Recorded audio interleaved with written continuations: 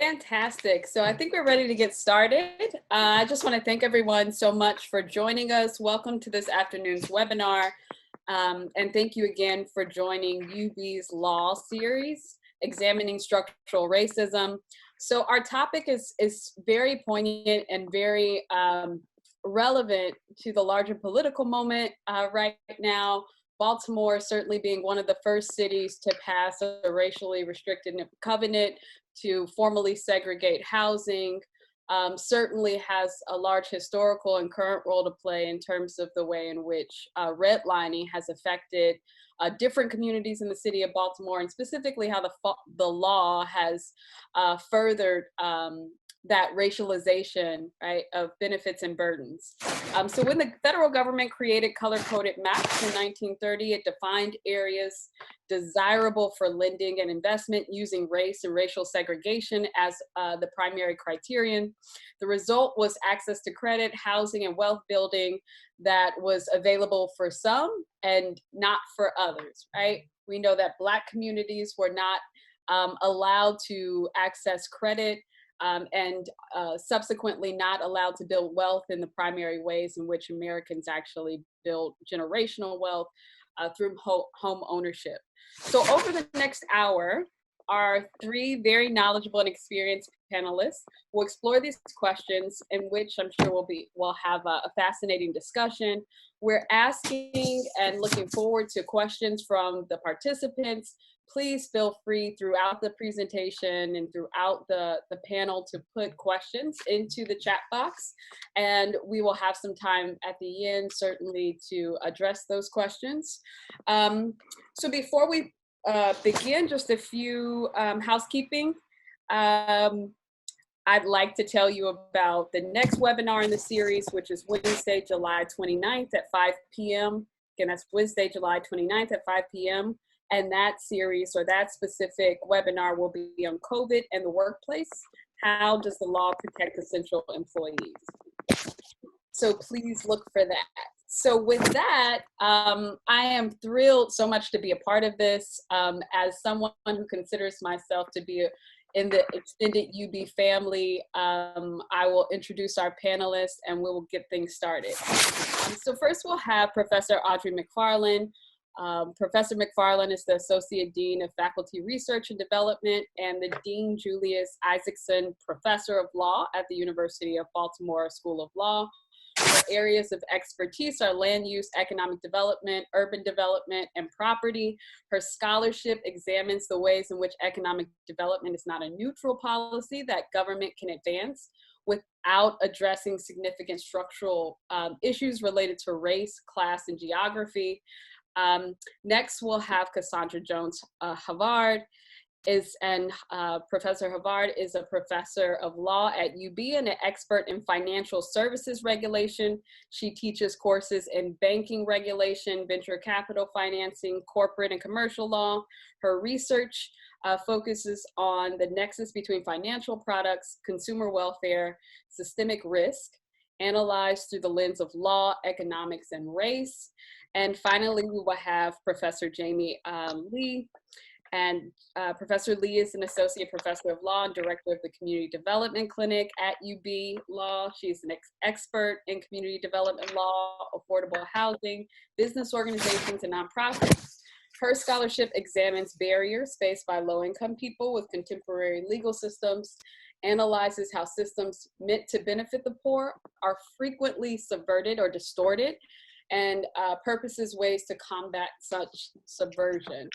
So I think just from that brief introduction, and of course I could say more wonderful things and accolades about all of the panelists, but I think just from that brief introduction, right, we have such a wealth of knowledge specifically to bear on redlining, both historical and contemporary. And so with that, we'll get started. I am going to, I suppose before I get started, I should also introduce myself. I'm Renee Hatcher.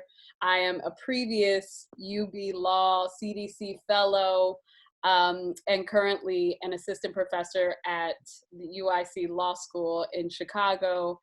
And so again, just very grateful to be here, really looking forward to the conversation and the discussion.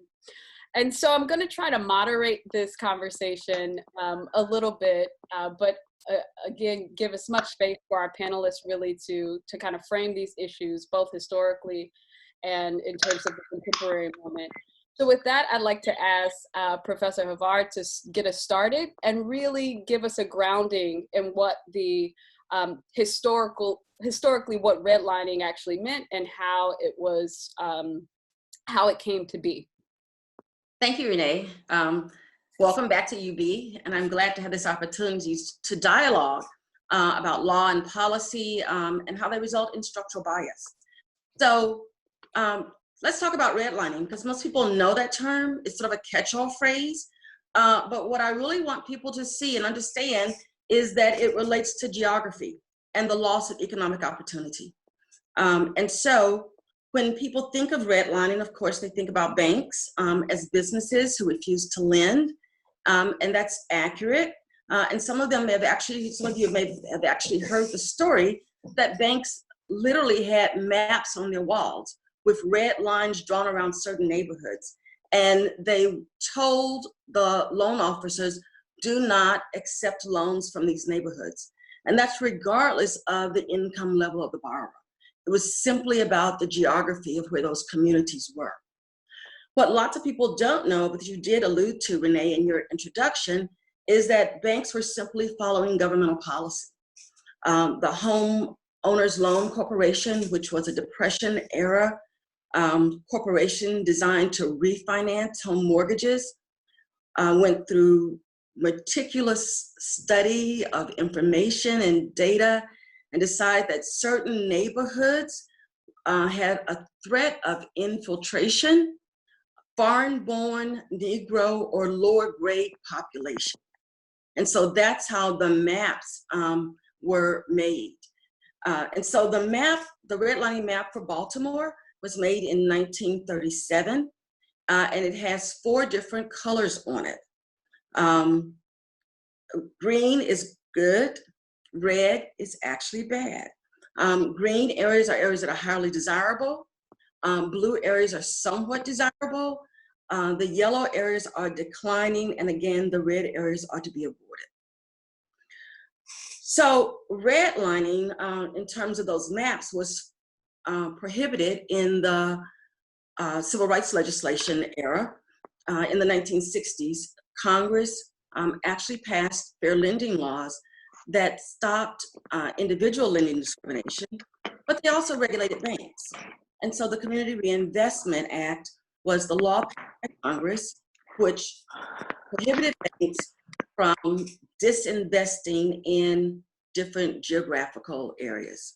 And so the idea was that if banks were taking deposits from these areas and using that money to make money, using the deposits of people in the neighborhoods to lend money, then the banks should also reinvest in those communities.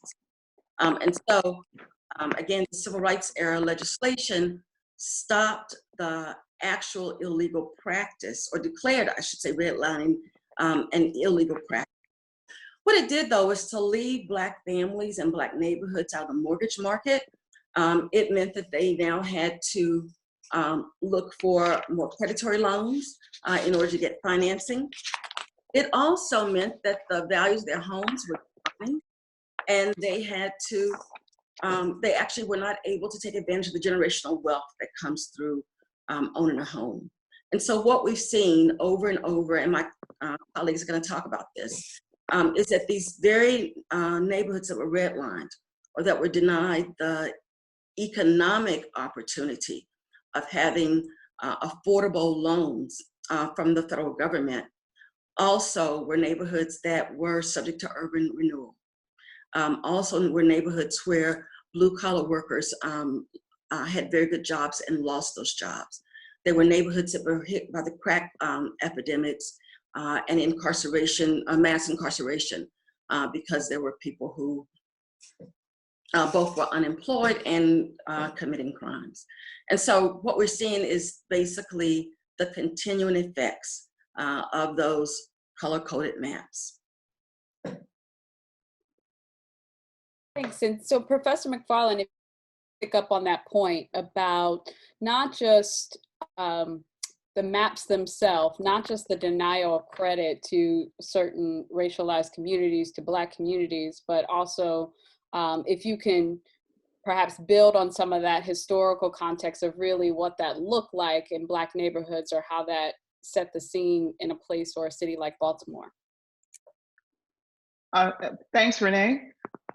So when I think about redlining and the history of how race has affected the way that Baltimore developed, one of the lessons that we learn is that the efforts to segregate were persistent, and it did not just start with redlining.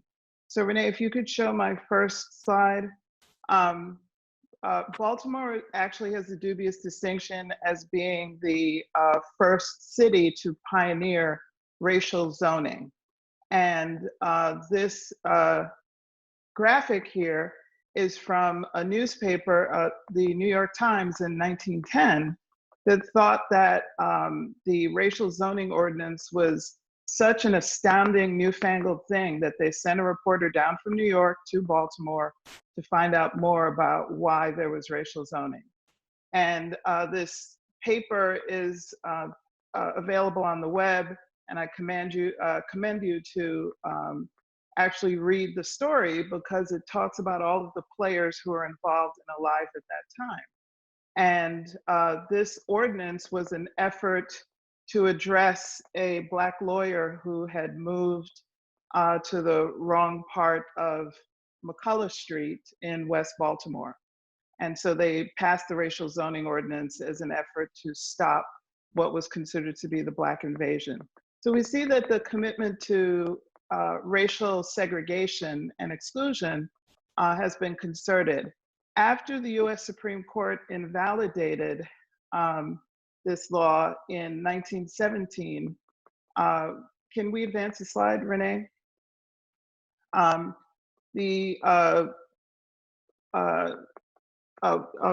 Thanks, Renee. That's some of the text. So I'll move ahead to just talk about the Supreme Court invalidated this law in 1917.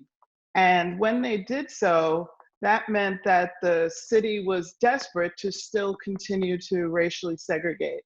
And they formed a city-sponsored committee called the Baltimore Committee on Segregation.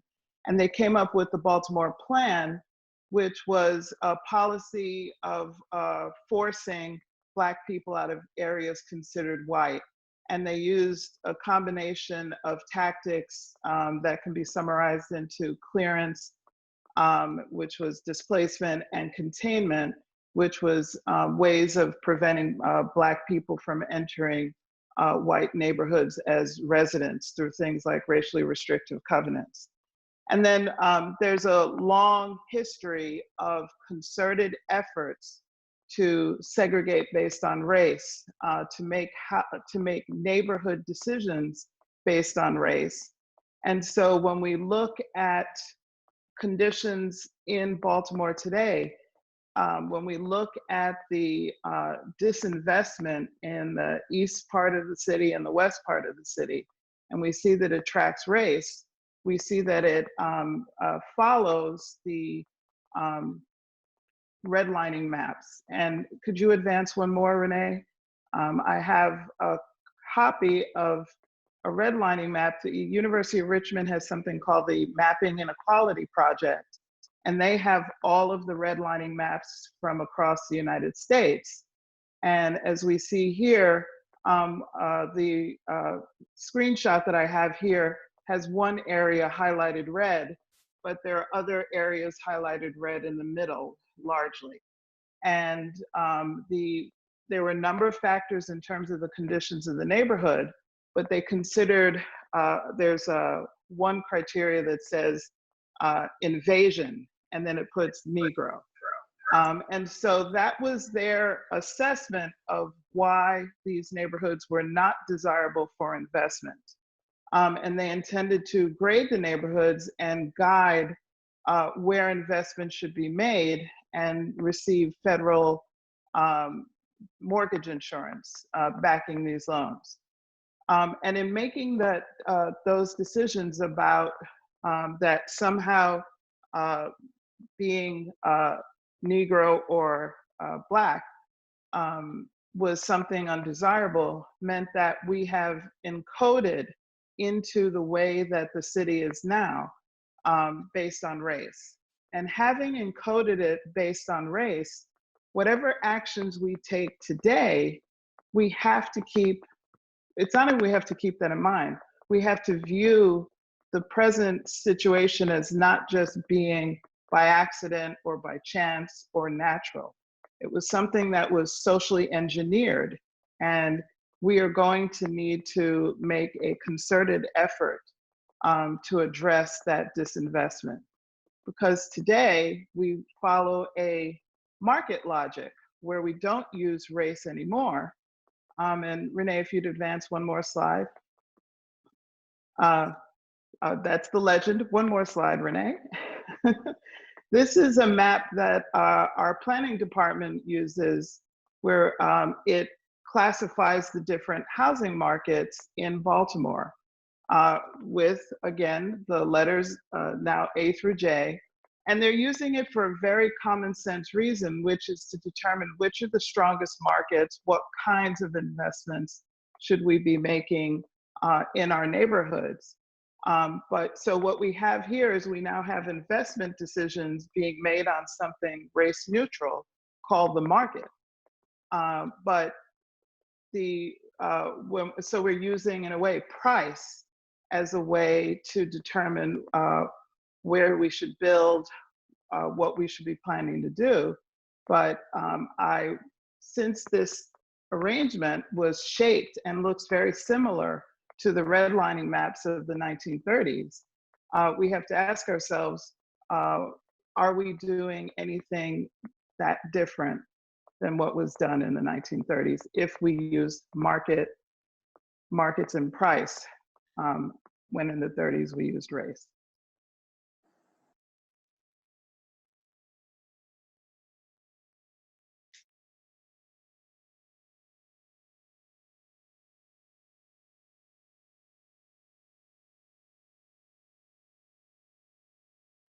Renee, you're muted.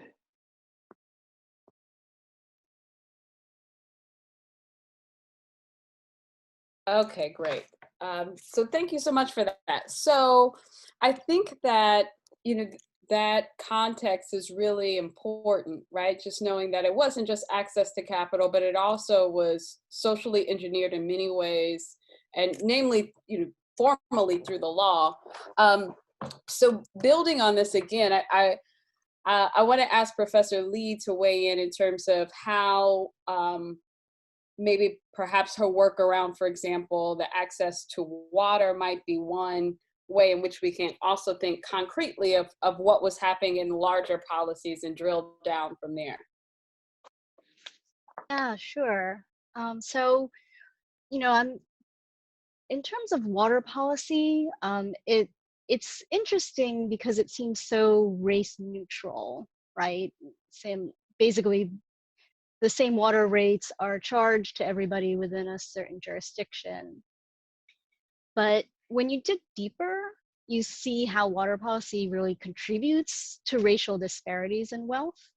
And like so much else, rests on these racially discriminatory foundations that still haven't been addressed today, right? So today, water policy still hampers wealth building for Black communities and for other communities of color.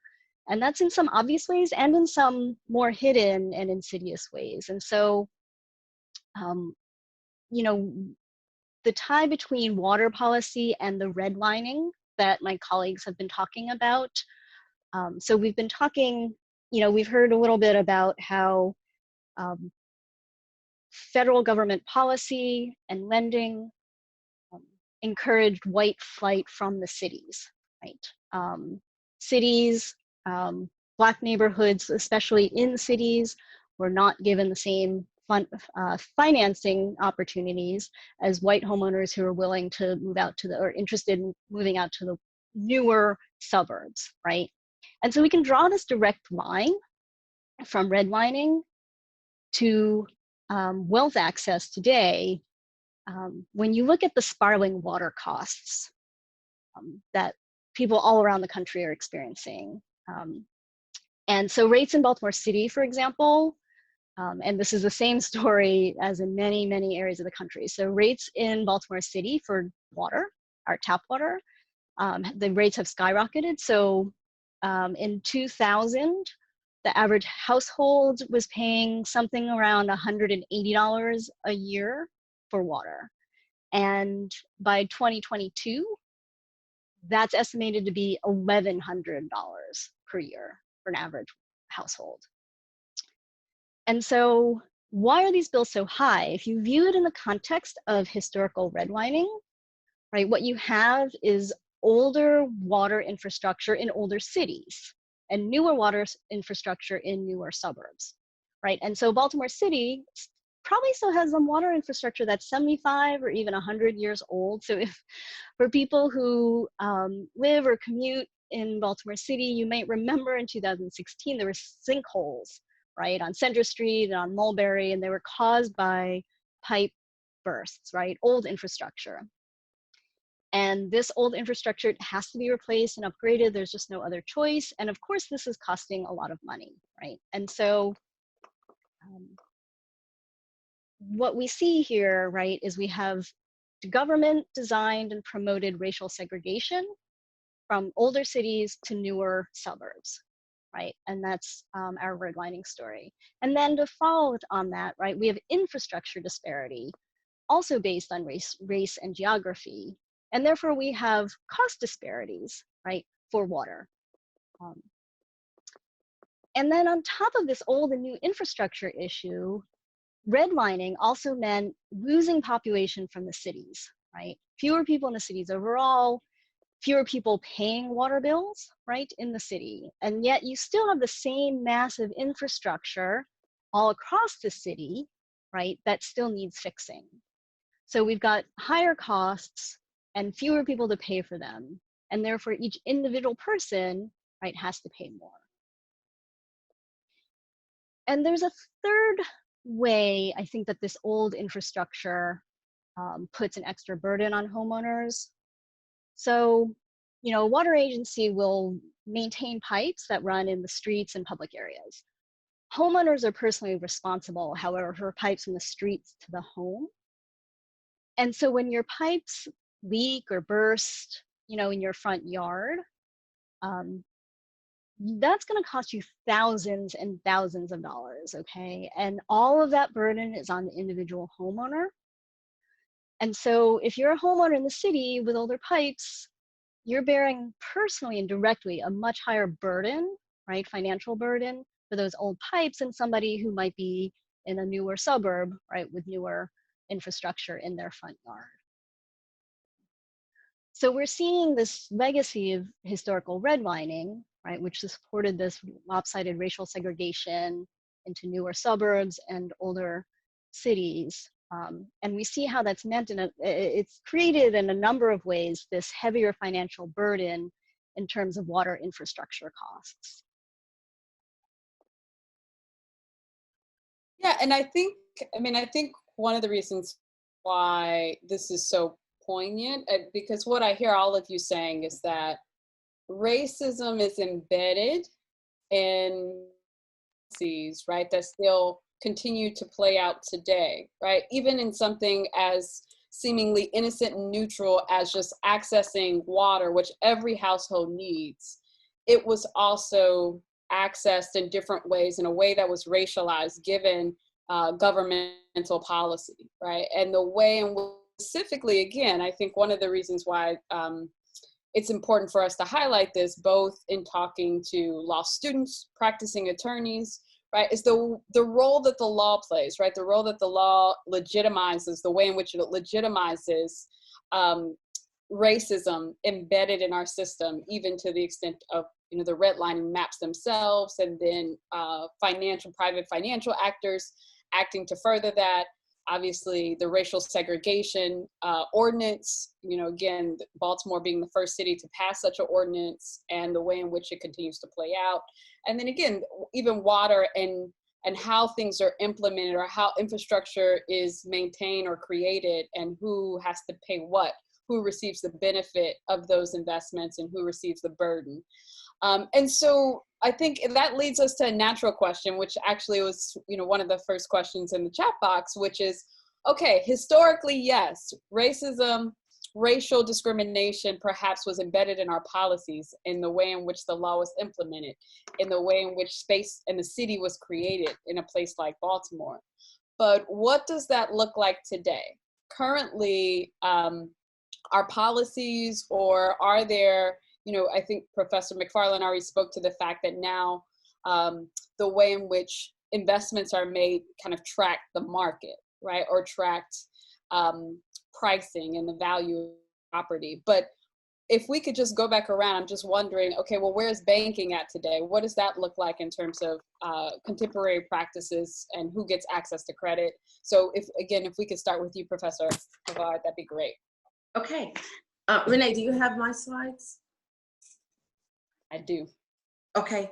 So if you'll show the second one that has a map of the redline neighborhoods, and then it also has a map of the income levels. And so what we'll see, oh, not that one, if you have another one.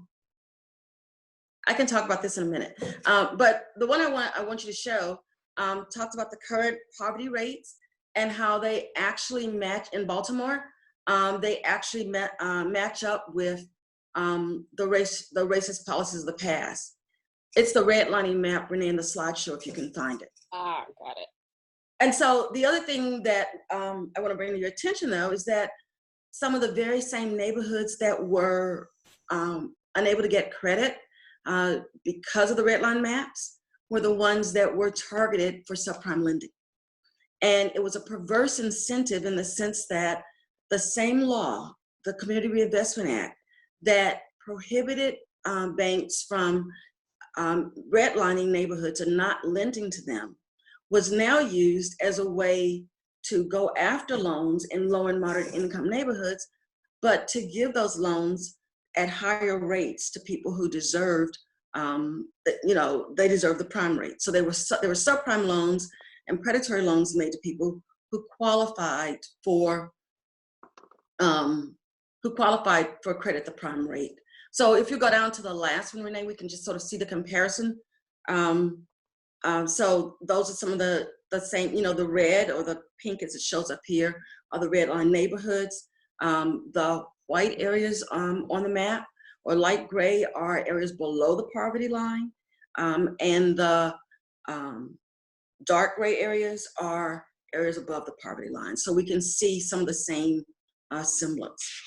The other thing we see, now you can go to the NRC map, Renee, is that we can see a proliferation of check cashing locations instead of banks. And so one of the things that I talk about now and write a lot about is financial inclusion, or what it means to be unbanked or underbanked and not have access to a banking account. And so there are lots of people who are either not using banks, and therefore they use pawn shops or rent-to-own places or check cashers, as their quote-unquote fringe banks to do their financial transactions. Or they're people who are underbanked. So they may have a banking account, but they don't use it very much. And the problem with this is that without being in the financial mainstream, you are credit invisible, which means that you will not have access to credit and not be able to get a mortgage loan or be competitive for the kinds of loans that people need to really just make themselves financially resilient.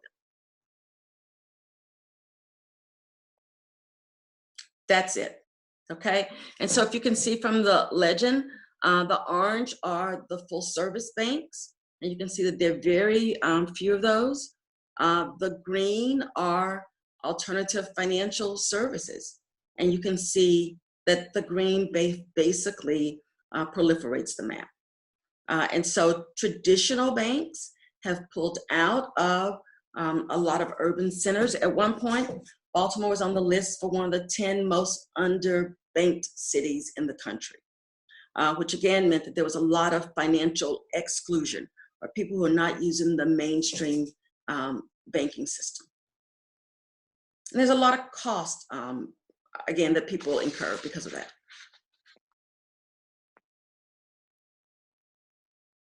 Fantastic. And so, so in terms of banking and more or less what that looks like, obviously we know that there are still significant barriers for people of color, Black communities to access, right, traditional banking services. What are some other contemporary policies or thinking about, for example, and drawing upon housing, as you mentioned, Professor McFarland, or development? So what are some other contemporary policies? Do we see, in what way do we see race playing out in modern day policy and law? Okay, so race is now kind of part of the logic, but it's just not stated. And we have other proxies like price, the amenities.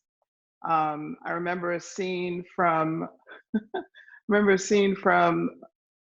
a movie that actually is probably not best for me to reference right now, but it was about a gentrifying neighborhood, and somebody said they saw a white person in a otherwise non-white neighborhood, and they said, I want to live where that person lives.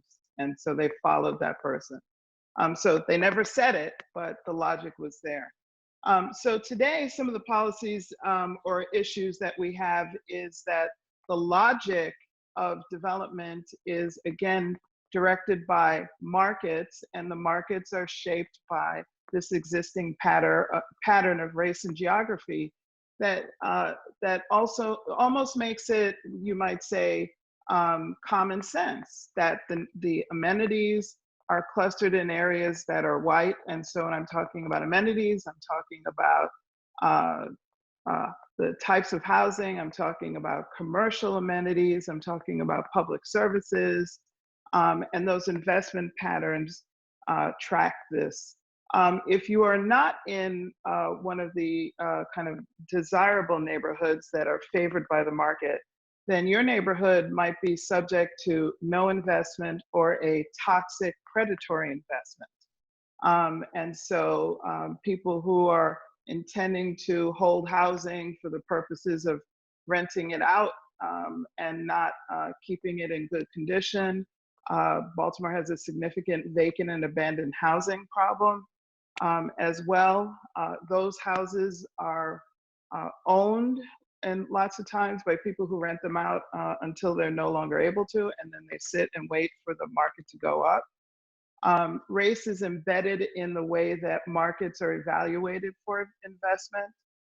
They use geodemographic profiling, which is geography and demographics. And they use zip codes to come up with a classification for the neighborhood. So if anyone wants to Google PRISM, P-R-I-Z-M, neighborhood classifications, you'll see that they have everywhere that we live, if you put in your zip code, it will have a demographic profile of income, education, types of professions. And you may think that your preferences are independent and you're unique and special. The profiles got you figured out, what types of magazines you subscribe to, what kinds of activities, and they have it clustered by zip code. And because race shaped our areas, race is part of that analysis.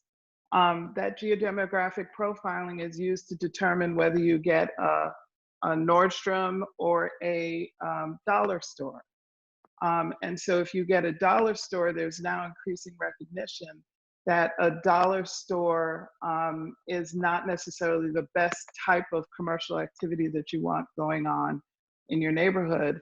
And primarily, it's because the neighborhoods are impoverished, disinvested, and the stores are, in terms of the mix of goods that they carry, it doesn't have a kind of multiplier effect that attracts other businesses. And they also tend to be understaffed. And then also the bigger question is the money that we have to spend as a city and as a country on development. And a lot of there's a lot of underfunding, but there's also a lot of money in development that is going towards corporations and bigger developers through subsidies. So there's this sense that we have to subsidize to get the development that we want. And we in particular favor what I call a zone approach. Today we have the opportunity zones, we've had the promise zones, we've had the empowerment zones, we've had the enterprise zones.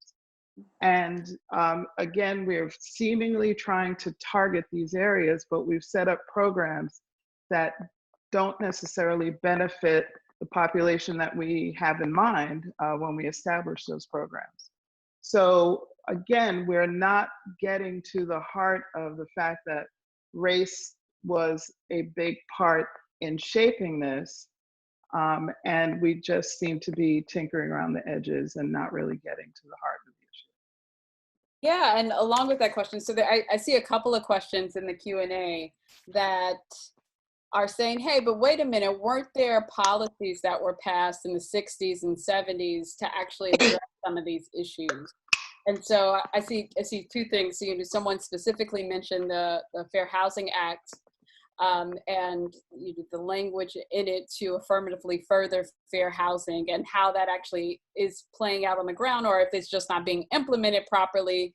And also along with that, I think there's a general question about, were any of the policies that were passed in the late 60s, early 70s, so we think about the Economic Opportunity Act, or a suite of federal policies that were actually aimed at specifically addressing some of the urban disinvestment, or the fact that investment was racialized in this way.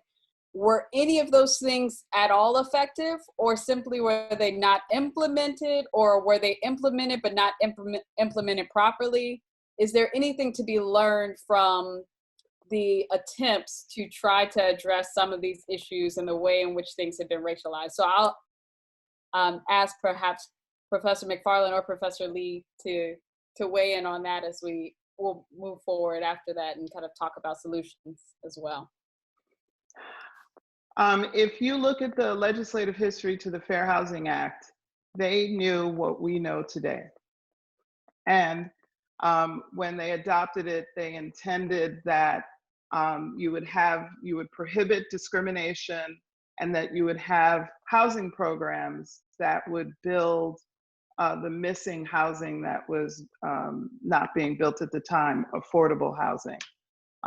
And there's been suburban, which we can say white opposition to that construction of affordable housing. Because the redlining enabled suburbanization to happen in a racialized way, that racial divide continued with the issue of affordable housing, which isn't necessarily a Black or white issue. It is a class issue, but because of what we've had with the multiple ways in which we have prevented Black people from stepping into wealth accumulation situations, it's tracked it. So there's been suburban opposition, and there was for 50 years. And a couple of things happened. The mixed income housing movement came along, and they figured out that if you built market rate housing but put in just a few units that were affordable, that some would get around neighborhood opposition. And then also in the Obama administration, they took the mandate in the law that had kind of lain dormant, which is that HUD, Department of Housing and Urban Development, has to affirmatively further fair housing.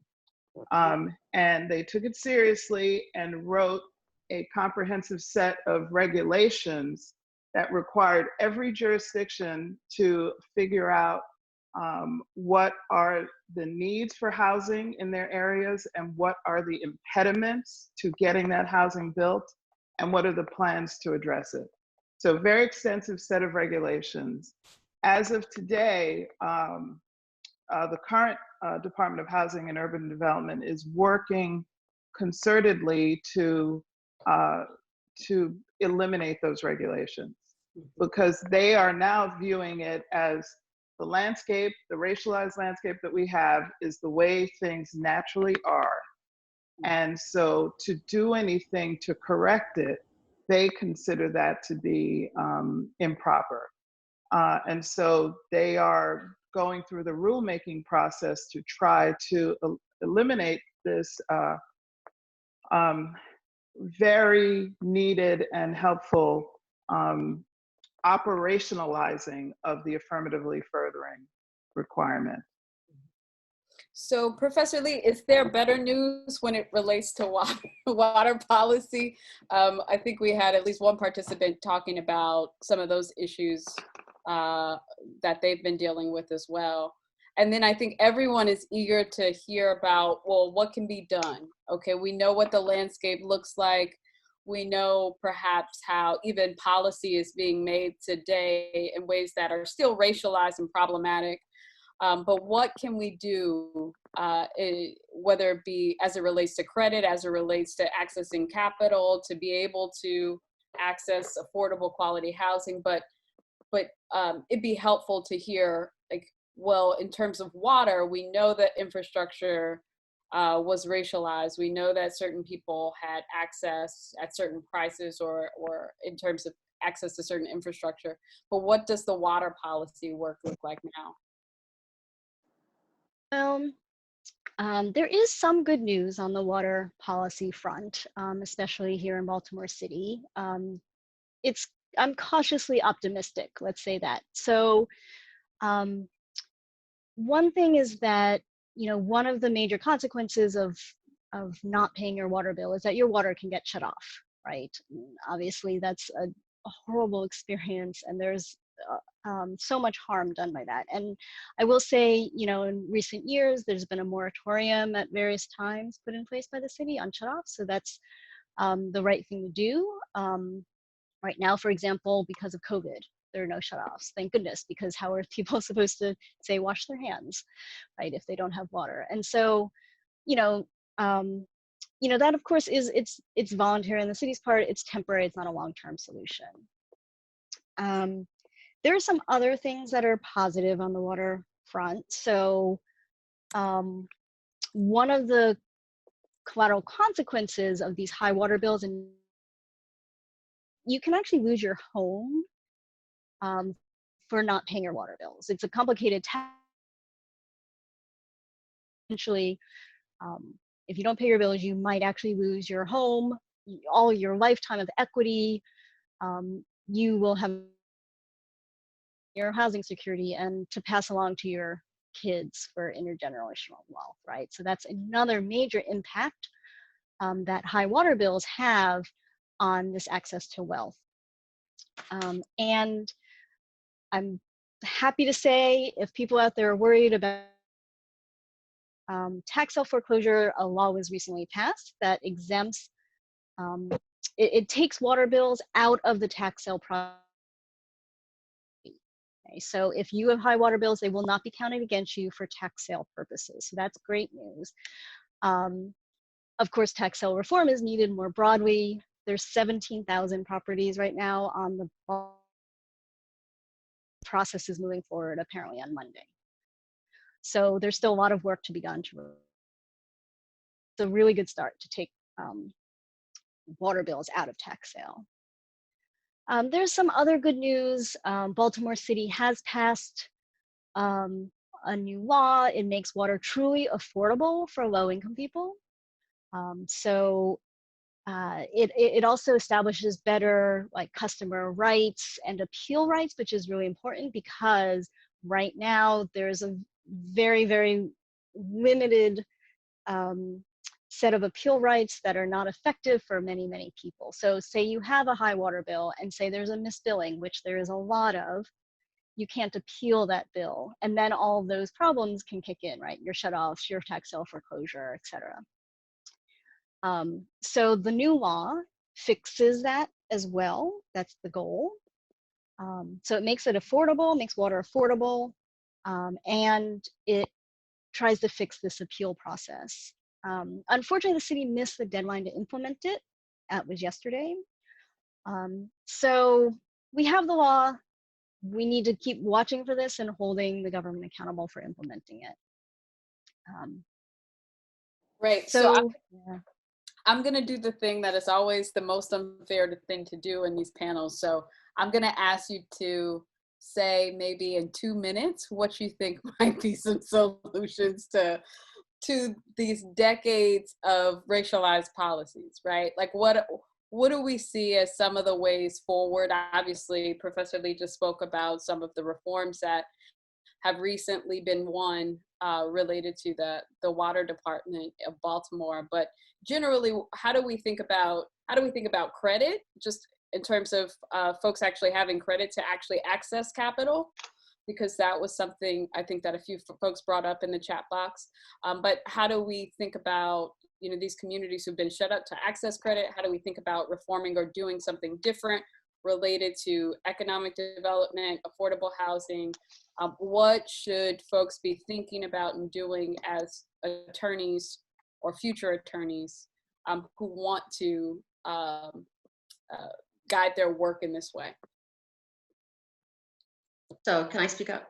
Yep. I want to think about, I want people to start thinking about a bank account as an essential financial tool. In many developed countries, there's a right to have a bank account. And so one of the ways to get credit, you have to first be credit visible. And you are credit invisible if you are using check cashing. Not to mention that check cashing is expensive. Over the lifetime of a person, it's about $40,000. Okay, using a check casher in a neighborhood is sort of dangerous in the sense that someone knows you're carrying cash around. Again, you probably are not able to save, or you don't have a formal way of saving. Another thing that is helpful is someone is trying to get credit. So, you know, for people who are credit invisible, who don't have access to a bank account, being able to get into the financial mainstream is what is so significant. Now, there are some things that banks are going to have to do to help facilitate that, and/or the government, okay? Because people are not in the banking mainstream because the fees are high. People feel like it's not transparent enough. They don't understand what they're being charged for, and they don't understand. They need their money more rapidly than banks are willing to turn it over. Banks are allowed to hold, you know, the money for a certain period of time before people have full access to it, and they need smaller loans. And so we need governmental policy that creates the products that people need in terms of small dollar loans, that creates the kind of checking accounts that people need so they can get into the financial mainstream, and that perhaps even gives people access to a bank-like institution in their neighborhoods. So in many developing countries, there's retail banking. And so there's a way that in your neighborhood, you can use your mobile phone and have access through a local retailer to some of the same features you'd have with a traditional bank account.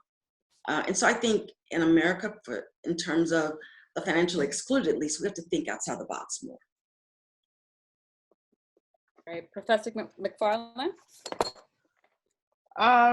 So we could use more money, a lot more money. But when we get the money, what would we do with it? And how should we use it?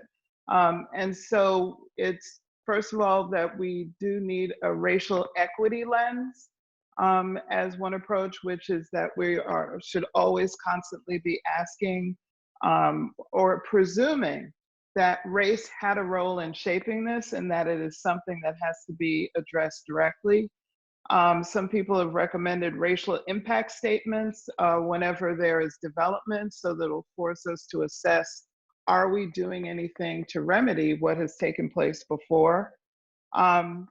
Dr. Lawrence Brown, formerly of Morgan, now of Wisconsin, says that we need to not take just a racial equity lens. He believes we need to take a reparations lens, and that we need to actually address this tangibly and directly And so he recommends a reparations investment bond. The city would borrow money um, and use it directly to do development that would benefit the divested neighborhoods.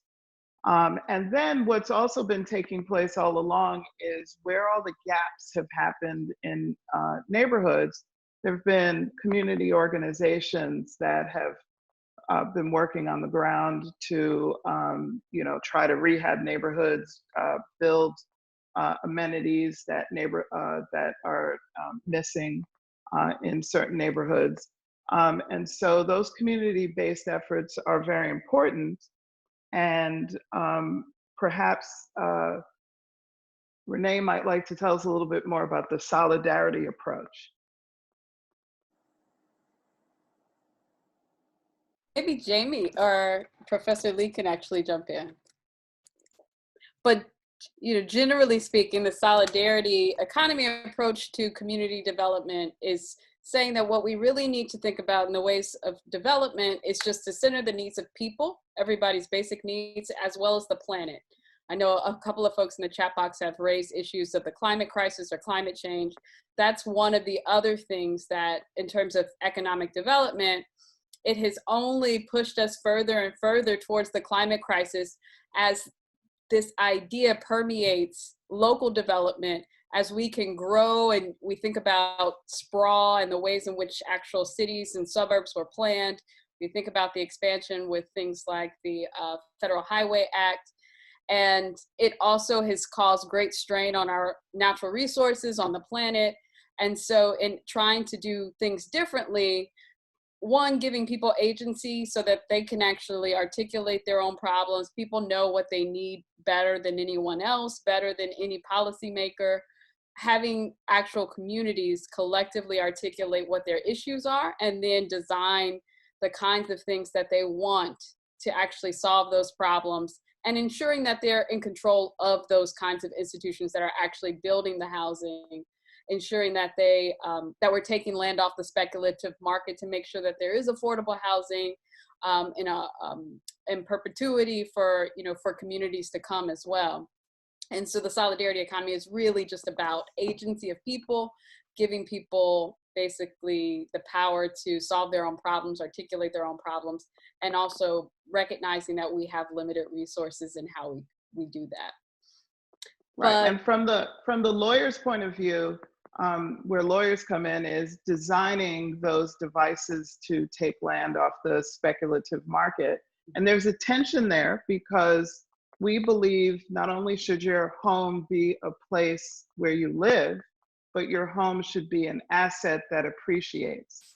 And so we have to have a community conversation about is there a way to meet both of those goals? So there might be a cooperative owning arrangements, the community land trust arrangements, but it involves both grassroots, but also kind of legal minds to come up with the techniques. And I think also when we think about affordable lending, even as it comes to as it relates to home ownership, we have to always be on the lookout for the structural biases. So, for example, algorithms are big in lending now. They've always been there, but they are even more significant as we move more towards the technological age. But if we are not looking for the bias in creating the algorithm, or the way in which the algorithm uses proxies for race or for wealth, or for, uses proxies for race by looking at wealth or geography or education, then we're going to still, have a structural bias built into the lending mechanism. And so I think even as we advance with technology in lending and banking, we still have to have like a racial justice lens that is evaluating how the new structures are playing out, and that is takes a very critical look to see whether or not there's bias embedded. I would just add to that, you've look for that bias and you look for that inequality, and then you go complain about it to your local representatives. Because all of the things that I listed that Baltimore City is moving forward and pushing forward on, it's only because people are calling their council people, calling the mayor's office, calling the agency, showing up at public hearings, right? This change does not happen without people's voices clamoring for it. So, and you know, that is, I think, the key, realizing how much of what we see around us is embedded with racial inequity, and then complain about it to people who will fix it. And then, like Renee said, you know, whatever you can do in your own community, go out and fix it as well. And I honestly think that is the best place to wrap up, because ultimately, in all of these solutions that you all articulated, nothing happens without people organizing and building power to actually pressure policymakers or lawmakers to make some of these changes in how they, you know, of the status quo, or how they, how we currently set policy. But also, you know, in terms of the gains that have been made, that has always been the result of collective organizing, of people calling their representatives, of people protesting in the streets and actually calling and envisioning new solutions to some of these problems, but also forcing those in power to address some of these harms of the past. So I want to thank everyone again for attending. I want to thank our panelists so much for really guiding this really fantastic and really important conversation. Please be on the lookout for future webinars from UB Law, and have a good week.